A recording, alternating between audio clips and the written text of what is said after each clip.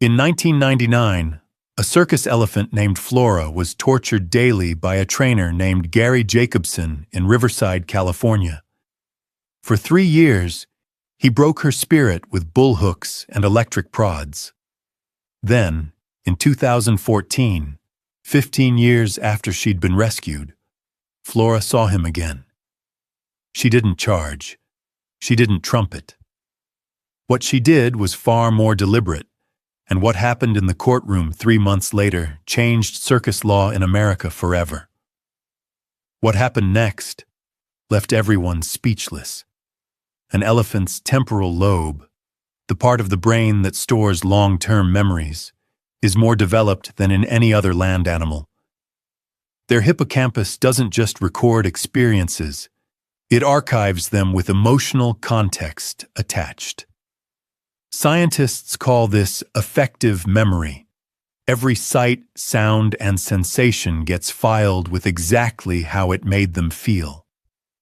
In 2013, researchers at the University of St. Andrews documented an elephant named Eleanor who had been separated from her daughter for 19 years. When they were reunited at a sanctuary in Tennessee, Eleanor recognized her daughter within seconds, not by sight alone, but by the specific rumble frequency only her daughter produced.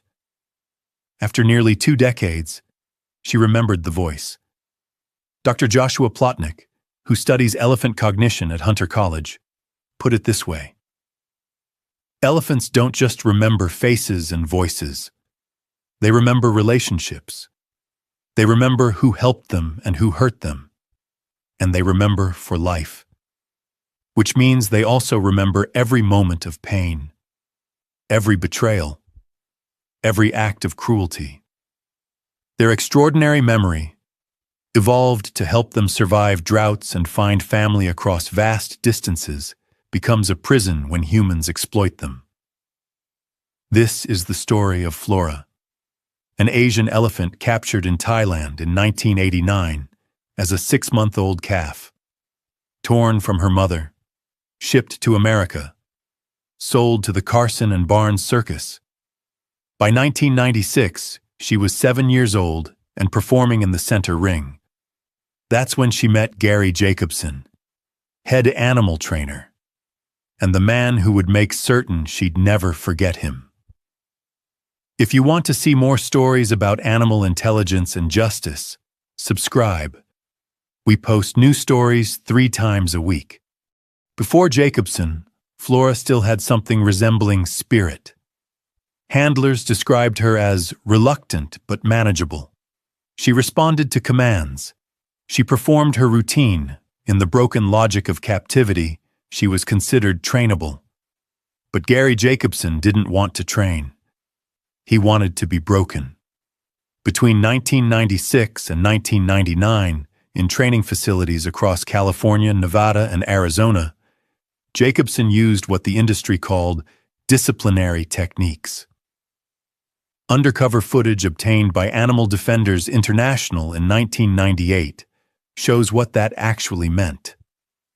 A bull hook, a metal rod with a sharp steel hook, driven into the soft tissue behind Flora's ears until she bled. Electric cattle prods applied to her trunk and the inside of her mouth when she moved too slowly. Chains wrapped so tight around her front legs that they left permanent scarring. Training sessions that lasted 4 hours without water, in 95-degree heat, inside metal-roofed tents. Former Carson and Barnes employee David Lewis, who quit in 1998, later testified, "Gary had a rule. If an elephant flinched, she got hit. If she didn't flinch, she got hit harder so she'd learn to show respect. There was no way to win." But here's what made Flora's suffering especially cruel. She understood. Her brain was sophisticated enough to recognize that nothing she did would stop the pain. Learned helplessness, psychologists call it. She wasn't just being trained, she was being psychologically dismantled. For 3 years, Flora endured this.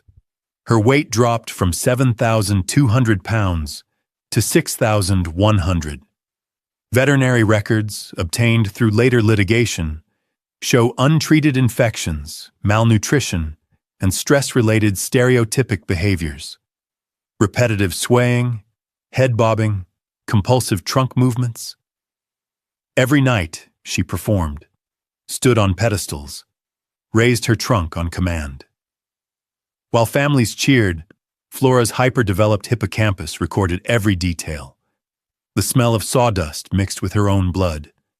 The specific pitch of Jacobson's voice when he shouted commands. The cold steel of the bullhook. The isolation of the chains. Her memory, that extraordinary evolutionary gift, became the mechanism of her torture.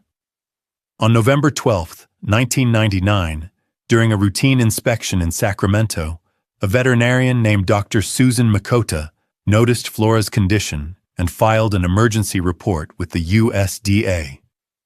Within 48 hours, Flora was seized under the Animal Welfare Act. Carson and Barnes fought it. Jacobson claimed she was perfectly healthy. But the evidence was undeniable. Flora was transferred to the Performing Animal Welfare Society, PAWS, sanctuary in San Andreas, California. She was 16 years old. She'd spent a decade in captivity and 3 years in hell. But Flora never forgot. Not the pain, not the fear, and especially not Gary Jacobson's face. At pause, Flora began the slow process of recovery. 75 acres of oak-studded hills, a heated barn. Other elephants, Mara, Maggie, and Lulu, who had survived their own circus trauma. For the first time since she was a calf, Flora had space to move, mud to bathe in, and the choice to be alone or together. Founder Pat Darby, who had rescued over 30 elephants, said Flora's case was one of the most severe she'd encountered. It took her 9 months to stop flinching when we approached with a hose. She'd been conditioned to expect pain from every human interaction. But slowly, year by year, Flora healed. By 2005, she was initiating play with other elephants. By 2008, she was allowed full veterinary exams without sedation. By 2012, she was described as the matriarch of her herd, protective and nurturing toward newer rescues. 15 years passed. Flora was 31 years old. The circus industry was collapsing under public pressure. Ringling Brothers had announced it would retire its elephants. State after state was banning bullhooks. The world Flora had survived was finally being dismantled. And then, in August 2014, something unexpected happened. The USDA filed criminal charges against Carson and Barnes Circus and 3 of its former trainers, including Gary Jacobson, for violations of the Animal Welfare Act spanning 2 decades. The evidence was substantial: undercover footage, veterinary records, testimony from former employees. But the defense argued the footage was old, the witnesses unreliable, and the statute of limitations questionable for events from the 1990s. The prosecution needed something irrefutable. They needed a witness who had been there, who remembered, who could prove the abuse had a lasting impact. They needed Flora. The legal team contacted PAWS with an unusual request.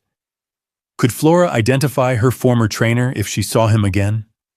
Could her behavioral response be documented as evidence of sustained trauma? Pat Darby was initially reluctant. We'd spent 15 years helping Flora forget. Now they were asking us to make her remember.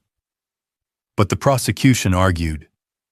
Flora's memory could shut down Carson and Barnes permanently. She could be the voice for every elephant who'd suffered and died in that circus. On September 22, 2014, a plan was set in motion.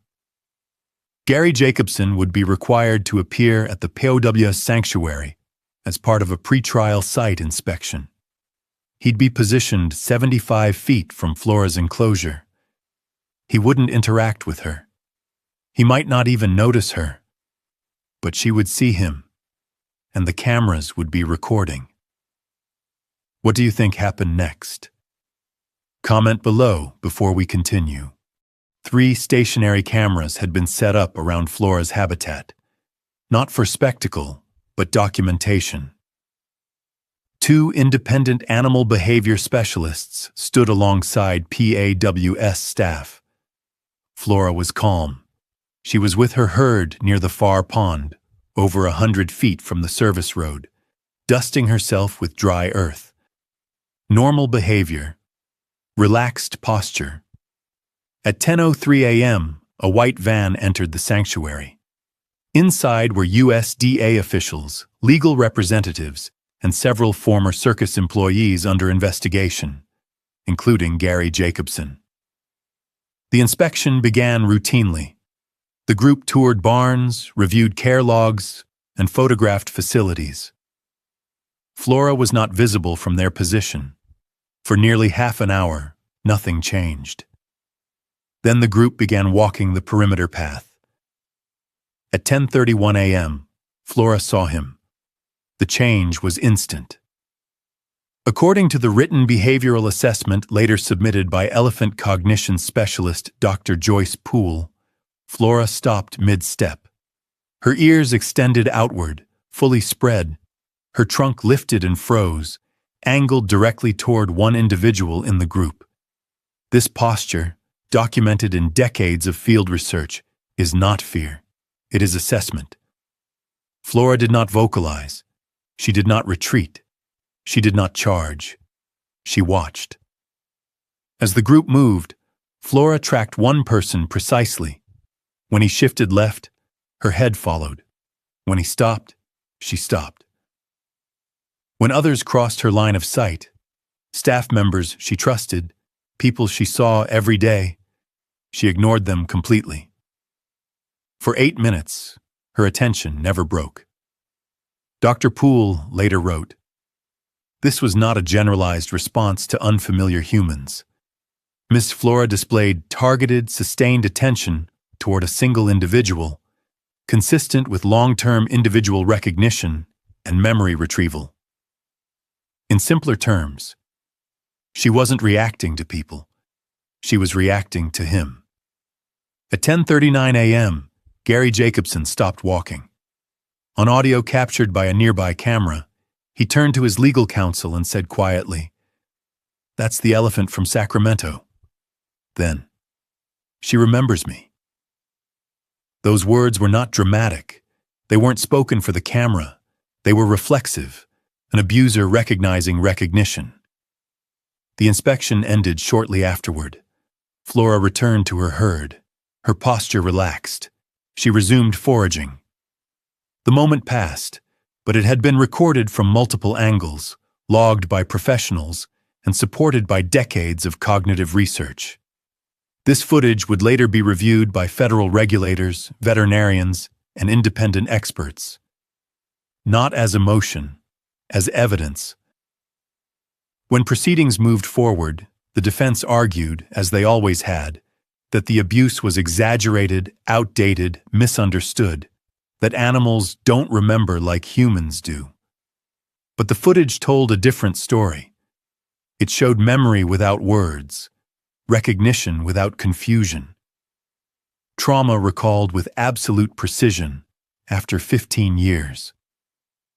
One regulator later summarized it simply. "You could not watch that footage and argue this was coincidence." Flora never touched her abuser. She never needed to. She identified him. And that recognition became one of the most compelling pieces of documentation in a case that would ultimately dismantle an entire circus operation. Because sometimes, justice doesn't arrive through testimony. Sometimes, it arrives through memory. Flora is 35 years old now. She still lives at PAWS Sanctuary with her herd. She's gained back all the weight she lost. Her stereotypic behaviors have nearly disappeared. She plays in the pond, forages in the hills, and mentors younger elephants rescued from circuses and zoos. Sanctuary director Ed Stewart says, "Flora remembers everything, but now she also has 15 years of good memories to balance the bad ones. She knows she's safe, and that knowledge came, in part, from seeing her abuser face consequences." But Flora's impact extends far beyond her own healing. Within 6 months of the Carson and Barnes verdict, California passed the Circus Cruelty Prevention Act, banning the use of bullhooks, electric prods, and other punishment-based tools on performing elephants. By 2018, 11 more states had passed similar legislation. New York, New Jersey, Hawaii, and Rhode Island banned traveling exotic animal acts entirely. The Carson and Barnes Circus, which had operated for 93 years, shut down permanently in 2016, citing insurmountable legal costs and reputational damage. 28 elephants were released to sanctuaries. Not one elephant from that circus remained in performance. Ringling Brothers and Barnum and Bailey Circus, citing changing public attitudes toward animal intelligence, retired all its elephants in 2016 and closed entirely in 2017 after 146 years of operation. As of 2025, there are fewer than 40 elephants in captivity for entertainment purposes in the United States, down from over 300 in the year 2000. Flora's case is cited in 37 subsequent animal welfare prosecutions. Her behavioral response to Jacobson became the legal precedent for memory-based trauma evidence in animals. Dr. Joyce Poole, who testified in Flora's case, went on to publish a landmark paper on elephant emotional memory in 2017. It's been cited in over 200 studies. She dedicated it to Flora. The video footage of Flora recognizing Jacobson has been viewed over 18 million times online. It's shown in veterinary schools, law schools, and animal behavior courses worldwide. You can't watch it without understanding. This is consciousness. This is memory. This is an individual who was wronged and who bore witness to that wrong. Every September 22nd, Paws Sanctuary holds what they call Flora Day. It's not a celebration of her trauma. It's an honoring of her resilience and the change her memory created. Visitors come from around the world to meet her, to see the elephant who testified in court without speaking a single word. She spends most of her days now with an elephant named Mara, who was rescued from a roadside zoo in Texas. They're inseparable. They sleep side by side. They forage together. And when new elephants arrive at the sanctuary, frightened and traumatized, Flora is often the first to approach them. She remembers what it's like to be broken, and she shows them what it looks like to heal. Flora never chose to be a symbol. She was a victim who survived. But her memory, the very thing that was weaponized against her, became the key to systemic change. Because of what she remembered and how she showed it, laws changed, circuses closed, hundreds of elephants were freed. Gary Jacobson served his sentence and disappeared from public life. Carson and Barnes is gone. The industry that tortured Flora for profit has collapsed, but Flora is still here, still remembering, still teaching us what justice looks like when we're finally willing to listen. She never forgot. And because of that, thousands of elephants will never have to endure what she did. If Flora's story moved you, you're not alone. Her memory helped change how the world sees animals like her. Now it's our turn to listen. Subscribe for more stories about animal intelligence, resilience, and justice. Share this video. Every share helps these stories reach farther.